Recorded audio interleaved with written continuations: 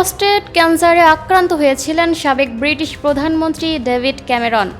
চিকিৎসা নেয়ার পর তিনি এখন বিষয়টি প্রকাশ্যে এনেছেন। ৫৯ বছর বয়সী লর্ড ক্যামেরন দ্য টাইমসকে জানান, তার স্ত্রী উদ্যোক্তা নিক জোনসের একটি বিবিসি রেডিওর সাক্ষাৎকার শুনে তাকে স্বাস্থ্য পরীক্ষার জন্য বলেন। জোনস নিজেও প্রোস্টেট ক্যান্সারে আক্রান্ত হয়েছিলেন এবং এরপরই পুরুষদের স্বাস্থ্য পরীক্ষা বাড়ানোর পক্ষে প্রচারণা শুরু করেন। এই বছরের শুরুতে লর্ড ক্যামেরনের প্রোস্টেট স্পেসিফিক অ্যান্টিজেন পরীক্ষা করা হয়। এরপর এমআরআই স্ক্যান ও বায়োপসি করা হয়। পিএসএ পরীক্ষায় প্রোস্টেট ক্যান্সারের সাথে সম্পর্কিত প্রোটিন শনাক্ত হয়। টেস্টের রিপোর্টের পিএসএ অস্বাভাবিকভাবে বেশি আসে।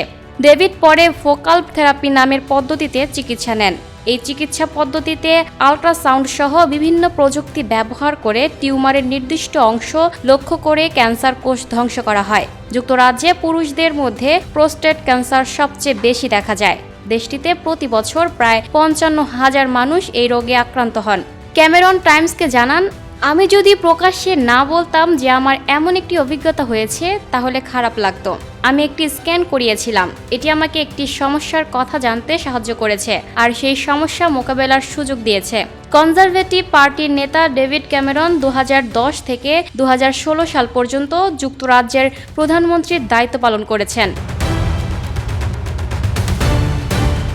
Lucky Akter, up to date news, Dhaka.